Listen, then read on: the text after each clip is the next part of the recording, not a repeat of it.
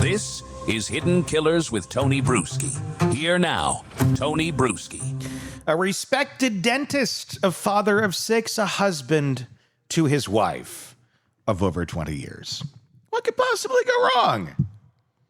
And allegedly a man who poisoned her slowly over days, weeks, all while texting her, "I love you," dropping, Visine smoothies over to her, Googling how to make murder look like a heart attack, and smiling bedside as she slipped into a coma.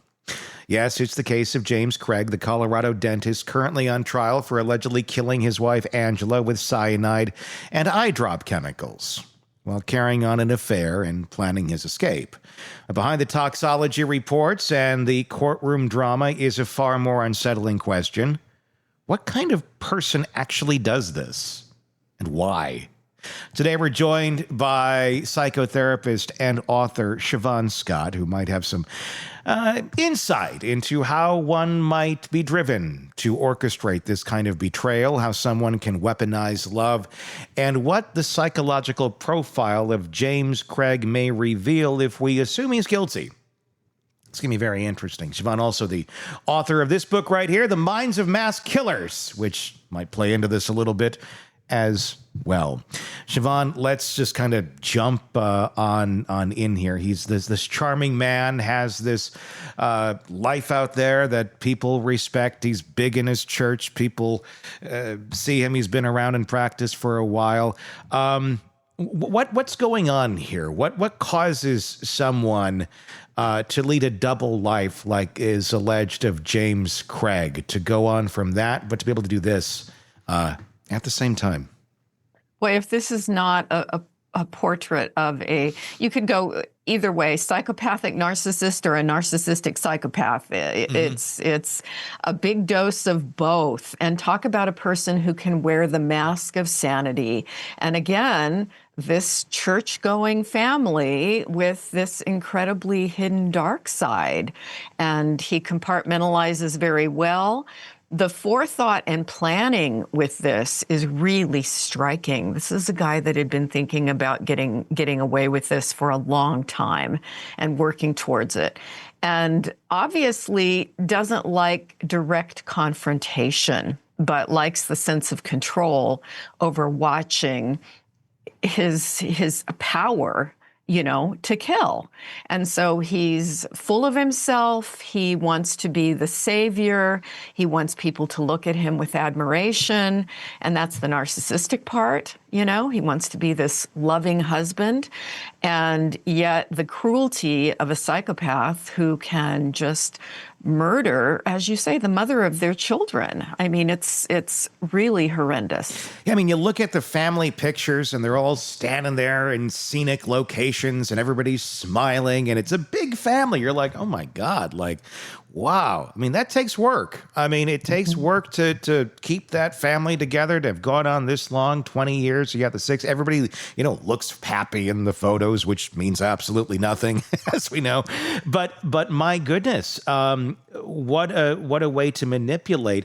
How, in a case like this, because we're hearing other stories of other people who were charmed by him. There was a story of a woman in the office who had an affair with him prior to the other woman, or at least an emotional affair is how it was described. I mean, a narcissist like this, they don't necessarily stand out holding red flags saying, beware of me.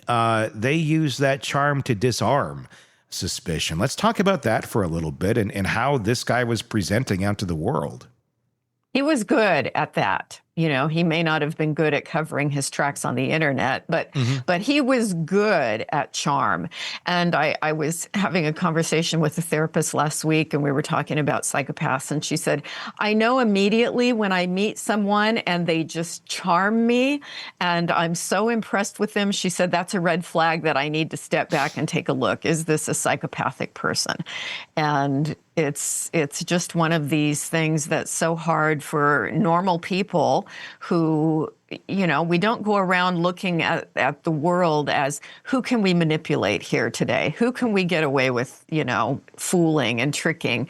But That's how folks like this go through the world. It's all a game to them. Everybody is an object that they can maneuver somehow.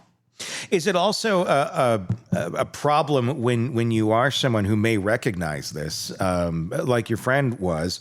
Because if you do say it aloud and everybody else is like, wow, they're wonderful. How could you say that about that person? That seems to be the other big factor that allows folks like this to kind of get away with it or go on for so long. Because even if you are the one to stand up and say there's something really, really off here, if and they know how to work it, it's part of their thing is getting the public opinion in their favor and to really squash any sort of dissent around them that somebody may be saying, this does not seem to be the type of person that they seem to be. I'm wondering how much of that was going on in this guy's world, considering he's out there doing public seminars, speaking engagements, traveling around. He seemed to know how to work it. Yeah, I think you're right. There's going to be this sense of peer pressure to go along with the story about what a great guy he is. And I mean, we see, as strange as it may seem, that politicians and ministers and salespeople tend to be really high in psychopathic traits. They've at least got some of these manipulative qualities. And sometimes they're beloved by, all kinds of people in their worlds. I mean, what does it take to psychologically balance public persona versus private malevolence? Because, I mean, the two just, if you're a healthy brain, it's like, why would you be so dark over here when you're so bright over here? It seems like you really have to shift. I mean, is this someone who, he's got to be conscious of both versions of himself, but to flip both ways so quickly or live in that world simultaneously, that's a spooky way of living, because it's like compartmentalization, but it's like living simultaneously. Or is that where the word psychopath comes into play? That's exactly it. And if you can get a person like this to be honest with you, they really get a sense of pleasure every time they fool somebody. It's almost like a little high, a little rush. Look what I got away with here. And they use that charm. And this, again, we're talking about an intelligent psychopath. Not all of them are that smart, and those are the ones that are in prison, early in life. But I think in this case, this guy was just really good at it, probably fooled everybody in his church. And that's what I want to talk about for a second is, again, he's a Mormon. Add it to the list of the insane amount of Mormons that are lining our list of alleged killers in the last handful of years, unproportionately to other groups of religious people. I don't know what it is, but we've been seeing it. How might the religious environment, and I'm not trying to insult Mormons here, but he was LDS, he was Mormon, could that have created or added pressure to maintain that moral mask? Or can it even foster this kind of behavior, deeper repression or dysfunction just by nature of what it is? I think religious groups are a really good place for people like this to go because they role play so well. And there's such an emphasis, you use the word moral, emphasis on morality and on doing the right thing and giving this appearance. It's almost like it's a place where they gain power and they can maneuver really well in it. So it may be that we find more of these people active in religious groups. I mean, I think of the BTK killer was, the elder in his church, because they get away with fooling people there. And people may be more trusting. Most of them, I'm sure, are good people, moral people. And so when they see somebody like this come into the fold, or who was raised in the fold. I don't know if he was raised in this faith or came into it later, but it fits for them as far as having a flock of people that they can manipulate. Is religion a dangerous thing to a psychopath in a way that they could adopt it where, I mean, because, I mean, religion for the most part, if you're talking about some version of Christianity or something of the sort, it's very much, well, just, believe and be baptized and you're going to be saved and all your sins are washed away. All of them. All of them. It doesn't matter what you did. It's like literally anything can be washed away. And if you have a propensity to, I don't know, kill, and you got a group here telling you, you're okay. Like your moral fabric says you're okay. You're forgiven for all of that. Is there a level where that almost encourages horrible behavior in a very non-intentional way? That's a really interesting take. And I honestly have never thought about that. So kudos to you, Tony, for bringing that up. But yeah, the idea of your sins being washed away when you've got this incredible list of sins, could that feed the narcissism that, the ability, how does a person like this sleep with them, go to bed at night and sleep with the things that they've done during the day? And may they have this little cognitive twist where, I'm forgiven. It's all okay. Certainly could be. Because it's the same thing that gives people peace who aren't killers, if they're into religion. It's the same sort of thinking in a certain way of just give it to God or the higher power, and it will, because I'll get, caught up in something and my mind will be going and I'll be thinking about it all night and I won't, well, just give it to God. I'm sorry, it doesn't work that easy for me to just and it's nothing I've done wrong. It's more so like focusing on these cases and these people. But it's also the very same principle that many use when they're believers of, okay, I'm just going to give it to God and I'm going to feel good over here. When it's, regular, horrible things. This over here, same sort of method of reasoning, I guess, compartmentalization of, I gave it to God. It's gone. Same thinking, just two different extremes, really. Yeah, I think that's probably true. And it would also explain all the pastors, these mega church evangelists who have gotten in trouble for exploiting people in their church sexually. And, again, that looks pretty darn psychopathic. And do they play this little cognitive game where, well, all is forgiven at the end of the day? I feel like it plays a bigger role than a lot want to admit. Let's talk about the murder itself, the method of the killing, because that always is a big factor in any of these cases. It points a lot to motivation, how they're feeling about the person. Is this a crime of passion? This was a really sick one. The method of killing was slow. It was poison. It was methodical. It was slowly introduced over time into her body, allegedly, if he's the one who did it.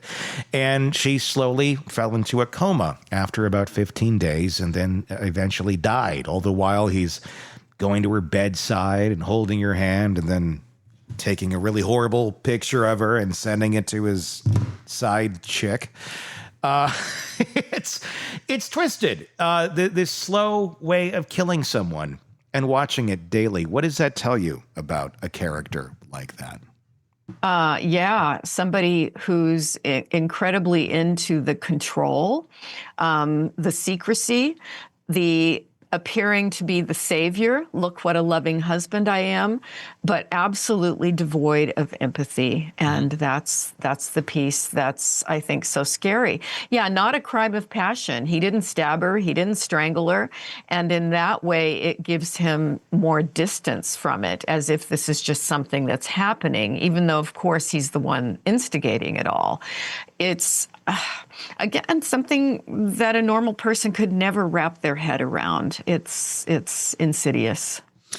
With someone like this, is it more about, assuming he did it, and obviously he's innocent until proven guilty, is it about the sadism of it? Is it about the control, or is there, I mean, control certainly plays into this.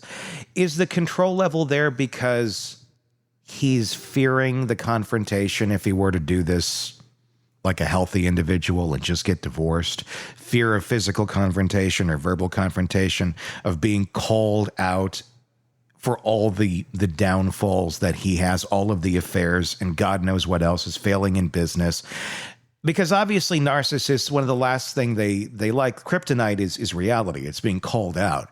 And if you're going to leave a relationship of all this time because of the things you did, you're going to have to face the music.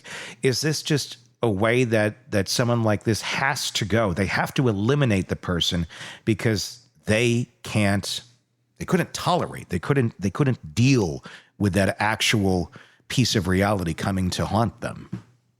I think there is that. There's the saving face, the denial on his part that he's responsible for it because, gee, it was just a little bit of poison, in the smoothie every day. Mm-hmm. So he can keep this psychological distance from it. And the other thing that popped into my head is he does not have to pay spousal support. If she's just gone. And the guy has problems with money. And I'm sure if he was looking at what he was going to be paying in spousal support after a 20-year marriage and 6 kids, he might never be financially solvent again because she was going to be getting a lot of money. And this just eliminates that. And this guy's obviously selfish. Yeah, I mean, without a doubt, he's out there having these affairs, living this life while things all continue to implode all around him. And there's a lot of weird things that went on here. We're going to get into some of it here in just a bit of what was going on behind the jail walls, what he was asking people to do. But before we get to that, when you're trying to evaluate somebody like this, trying to figure out what is going on, and witnesses said, Craigie was calm, even jovial at times in the hospital, just, acting, I don't know what normal is to look like if you have your partner literally dying there. Is there a right way to act in that sort of a situation? Or would really anything not stand out when your loved one is literally at death's door as far as their behavior goes? I think that being able to act jovial and calm in that situation is a huge red flag, because for any of us, as I have, as you probably have, if we've ever been through a terminal illness with a loved one, a parent, a grandparent, a sibling, there's nothing more traumatizing than watching someone at the final phase of life. It's horrible. We're sad. We're tearful. And so the ability to seem normal and even jovial at times when your loved one is in this kind of situation, life-threatening, again, a huge red flag. One of the defense arguments that's being made, and it's hard to say argument because it's so insane, is that basically it was kind of like a suicide game of chicken that was going on. That he had been suicidal earlier in life or a couple years ago, and maybe he had got some stuff then, but the stuff that he had ordered for this one, he was getting at her behest, according to the defense, because she was suicidal. So basically, they're saying she's suicidal. She tells him this. He, being the loving husband that he is, goes and buys cyanide and I forget the name of the chemical in the Visine, and then just gets a whole bunch of it and just leaves it at the house. Here you go, honey. If you're feeling down today and you want to end it, I got you this through Amazon. Quite literally, was a Prime Day special. Who knew? But, and that may or may not be true, the Prime Day special, but he did get some of it through Amazon, which was kind of shocking to find out. What does that say about someone like this when they're able to try and pitch this as a reasonable way of looking at the case that I didn't kill her, I just bought the stuff so she could do it? That's love. If this is the best they can come up with, I don't think the guy has a prayer.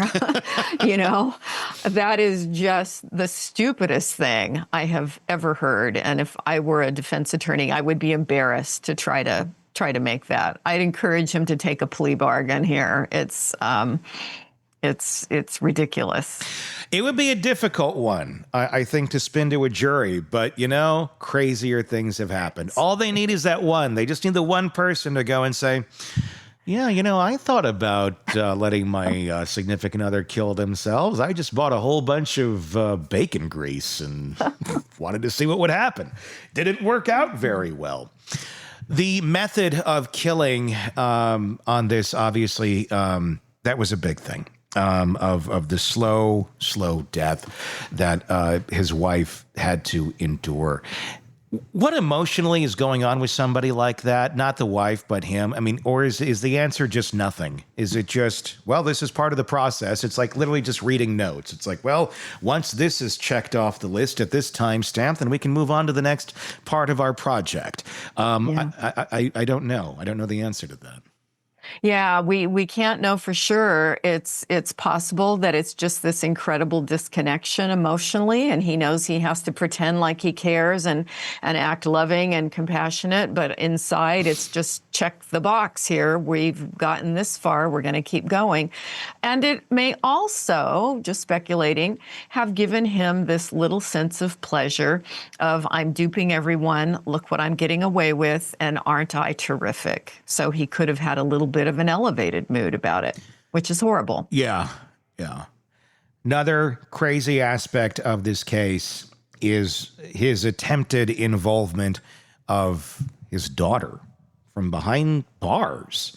And this is something, when this whole case started, when we heard about the dentist that allegedly poisoned his wife with the smoothies, and we heard about the Google searches like 3 years ago, I was like, wow, and this is bad. But it got worse in that time. Behind bars, one of the things he did, and there were several things he did behind bars, and we'll get to those, was ask his daughter to create a deep fake video of his wife, now dead, admitting that she was going to commit suicide. Now, clearly he doesn't know how these sort of things work. It's not easy to do something like that. And would it be figured out and caught pretty quickly? Yes. But he seemed to think that this is a world that they live in where he could just ask, his daughter to go create that sort of thing. What a weird request to ask of your daughter, and to think that she's going to actually do it and not end up testifying against you in court, which she just did last week. What does that say about his mental state in terms of the control he thinks he has over those close to him? That's exactly it. It's almost bizarre. Well, it is bizarre that he thinks he can come up with something like this, and that his daughter is not going to have a shocked reaction. It's, very poor judgment. But again, the narcissism, this idea, I can get away with things. And he has gotten away with a lot in life. But this is, somebody who's desperate and thinks he's got more power than clearly he has. It makes you wonder what else. I mean, we're talking a 20-year marriage here. We don't know what went on behind the scenes.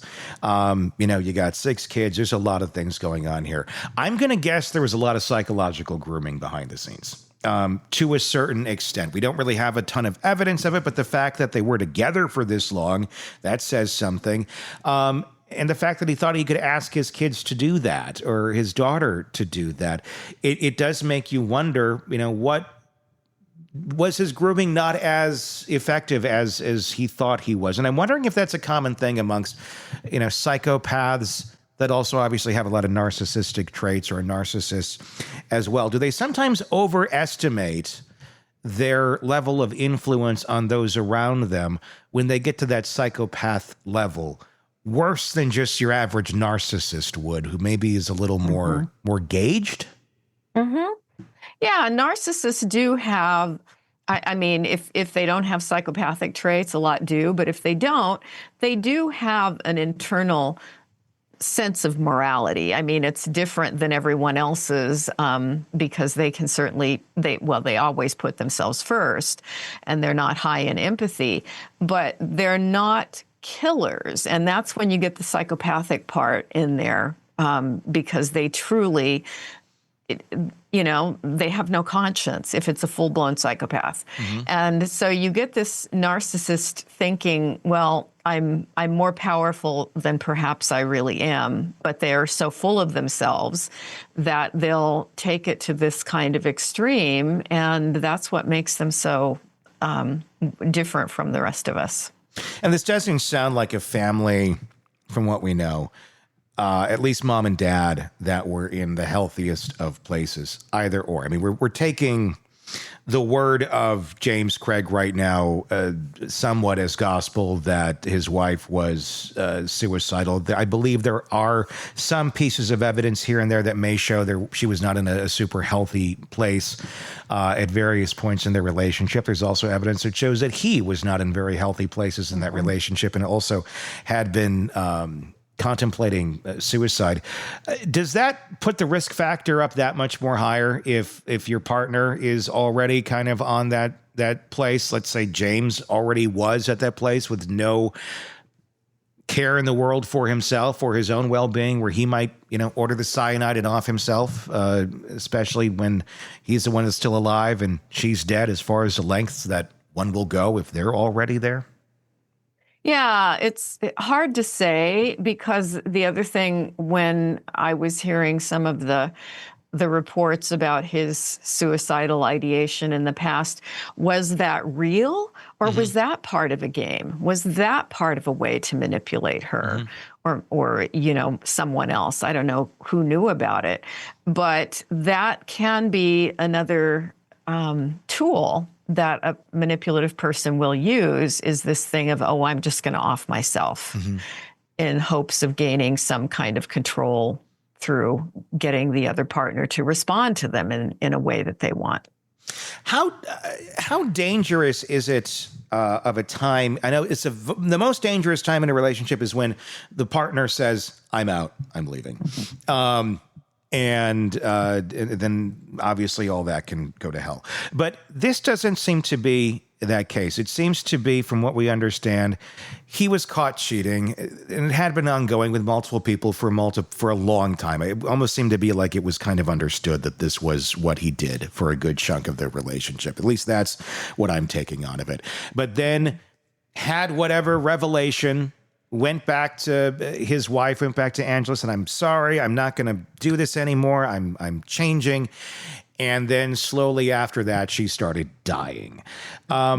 Should that be a big red flag to anybody in a relationship who's had an abuser, who's been cheating on them left and right for a long period of time, and then suddenly, I'm not going to be that person anymore?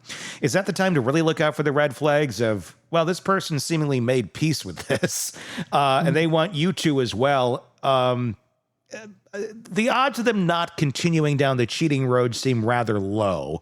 And I would say the odds of danger to you seem rather high if suddenly they're, Mr. Perfect out of nowhere. Yeah, 100%. And as I have said for decades, never listen to the words, look at the behavior. And people who have ingrained patterns of behavior, usually what they've been doing in the past is what they're going to continue to do in the future. And, 6 kids, he did not want to get stuck with alimony here with her.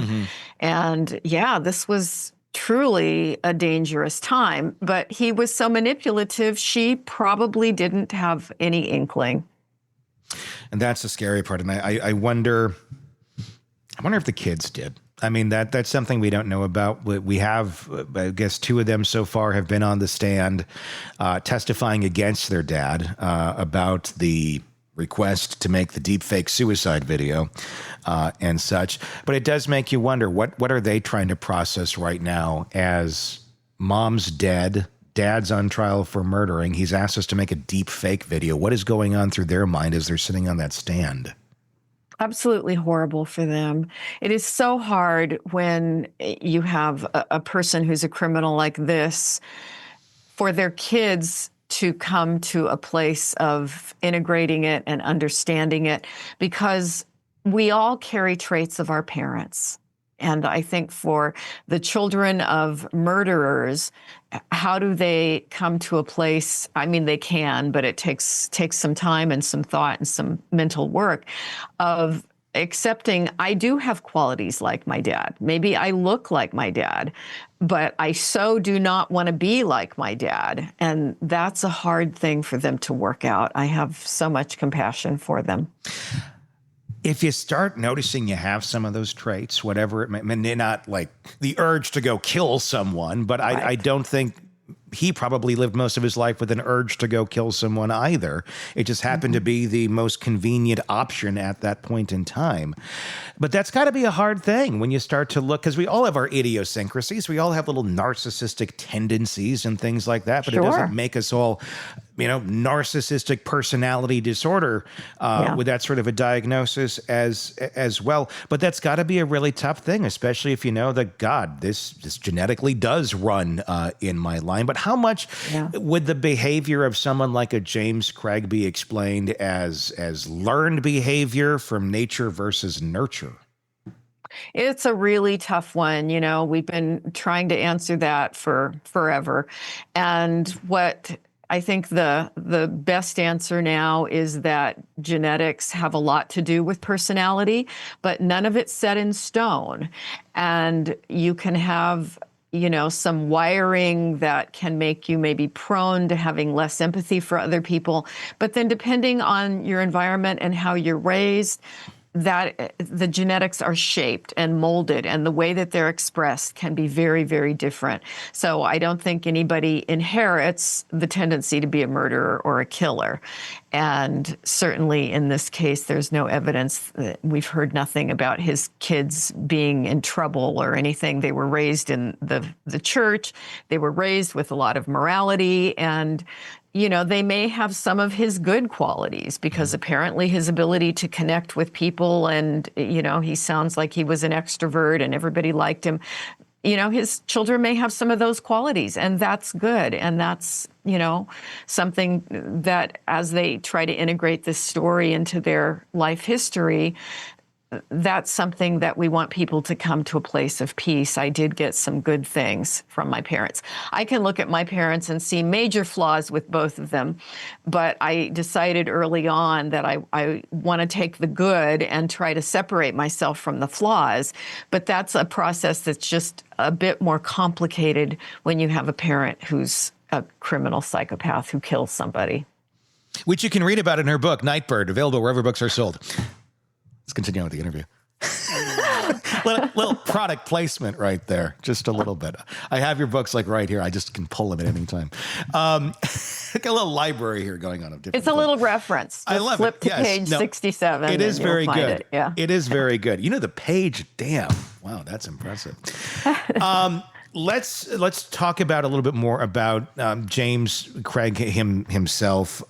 Theoretically, okay. The accusations are there. Obviously, he's innocent until proven guilty. He sits down in your office. I'd like some help, Siobhan. How does that conversation go? This is a hard one. Yeah, he would like some help. You've got to listen to the story that a person tells about their life. And I've sat with a lot of criminals, in years past, not currently, but in years past. And they've all got a story of reality, what their reality is. And you let them tell it. You take notes, you listen very carefully, and then you start to highlight the inconsistencies, the things that don't add up and don't make sense. And you're very confused, and you voice your confusion about how exactly does A lead to B here, what you're seeing? Because I see some things that don't add up. And typically with a person like this, nothing is ever their fault. It's all just circumstances or misunderstandings, and always other people are out to get them and treating them unfairly. And that's what makes them so difficult to work with, because that version of reality tends to be pretty unshakable. But that's the only thing you can try to do, is shake it and point out evidence. That's one of the programs I worked in with people who had recently been arrested, we always got the police report, because if you just had them come in and tell you their story, they were victims, always. And then you would get the copy of the police report and read it with them in a later visit. And you would get this whole different version of reality. And that's something you have to, over time, try to confront them with. And do they gain insight, or do they just hate the therapist who does that? You know, it's tricky work. Because the inconsistencies with someone like that, I mean, they come from somewhere, and they're not always just made up lies. Sometimes, right. I mean, they're coming from their prism of how they're interpreting the world. Yes. And unless that prism is changed, everything that comes in is going to be inconsistent. And then they're going to base their decisions in life on what that prism took in, which is this inconsistent way of looking at life, while others can look at it and go, this isn't right, like your thinking is off. But they're operating. That's the blueprint. That's what they're going off of. And then, I mean, essentially, that just it kind of just spirals, doesn't it, into this very wrong way of thinking, wrong way of interpreting 100%. Things. That's how you know you have a true personality disorder. Yeah. And really, the first clinical case I ever sat down with was a guy. This was in a drug abuse counseling program. The guy was on parole, and he had tried to purse snatch a handbag from a little old lady in her 80s or something, and he saw her as an easy target. But she didn't let go of the purse, and so he dragged her and ended up, breaking her arm and her shoulder and, almost killing her. So he went to prison. And so this was my first client. I was in my 20s as a young therapist, and he was a heroin addict and a really sketchy guy. And I'm just kind of going, oh my God, this is great. And so I just said, tell me the story. How did you end up there? How did this happen? What got you in jail? And his whole story, he was a victim. Mm-hmm. And bottom line, if she had just let go of the purse, none of it would have happened. It wasn't his fault. And it was just mind-boggling that he still believed this. Yeah. Did he make any progress in therapy? Oh, hell no. Oh, hell no. He was just jumping through the hoops to be there. But, I have clearly forgotten many of the people I've seen over 30 years, but that one will stick in my head as the first one. And it was my introduction to criminal psychology right there. Yeah. I mean, when someone thinks like that, and I think we all know people like that on a much smaller scale, not murderous scale or even criminals sometimes, but just, nothing can ever be their fault. It's kryptonite if they're confronted with reality, so they interpret things differently. Can you ever get in front of that prism, or is it just like, look, this prism is cracked? Like if you go to the store, you go to the head shop, hey, look at this prism over here, and let somebody hit it with a hammer. Like, you're not going to fix it. It is cracked. It will always be cracked. Is that just kind of the reality for some folks, that it is cracked, and it's going to take a lot of work for that person to ever even start to be able to see the colors out of this prism correctly because it's so broken? Yeah. I like to hold hope. Yeah. But certainly for a lot of folks, no, the prism, as you say, is cracked, and there's just no bringing them into a normal state of reality. I have seen sometimes, particularly in group therapy with multiple people, you've got multiple people in the group who have all committed crimes, who've all got some of these personality typologies, these disorders.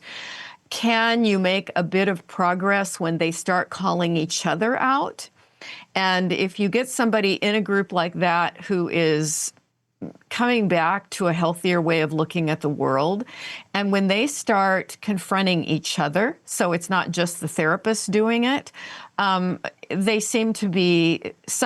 seem to be able to shift. And so that's certainly something that we have the goal is, can you bust this criminal mindset and start to call it out in a way that they're held accountable? And if they're held accountable by a peer group, it may work a little bit better.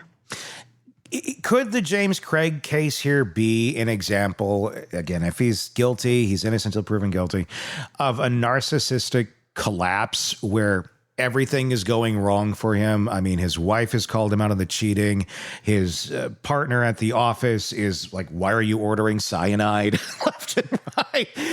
And that's failing as well. He had to bring in this partner because his business was already failing. It's like everything was crumbling down on him at once. And, you know, sometimes when things crumble one way or there's a reaction this way that's strong, people kick back with the same amount of force or worse in the other direction. The fact that there were so many things going on over here in his life, like I just said, was murder the extreme kickback to that? If there had just been one thing, if the business had been failing alone and he hadn't been having affairs, or just one thing, would it have been a murder on the other end? Or was it just he was in such a horrible state over here that his only reaction was literally, you know, fight, and that meant murder of what he viewed as the person who would be the biggest hindrance to his future, his financial future, his emotional future, his reputation. That would have been his wife. And if he got rid of her, then maybe that will help him claw his way out of this collapse that's going on around him. That makes perfect sense. Yeah. He was desperate, and it had been, you know, one consequence after another. So what's in his mind, the easiest way out of this is just eliminate her and make it look like something that he had nothing to do with, and he could play the caring husband. And it's the act of a desperate psychopath.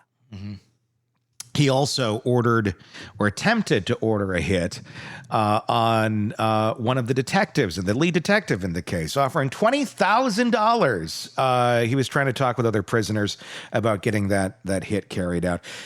The defense is denying it, saying, oh, no, that's all hearsay. There's no quite proof of that, but prisoners are just lying. And look, prisoners will lie. I get that. So I would hope they'd have a little more evidence than just hearsay on that.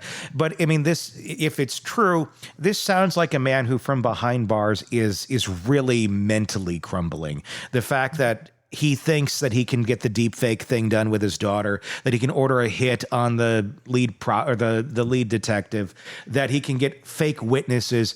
I mean, is this someone who is already in obviously a very, is this a case more about a mental state collapse than it is about criminal conspiracy? And should that be looked at a little closer in this? Because this does not seem like a well human being.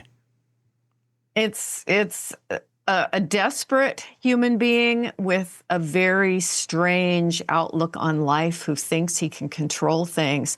And really, if he would have the kind of collapse where he would go into a depression, where he would say, boy, I have really screwed up.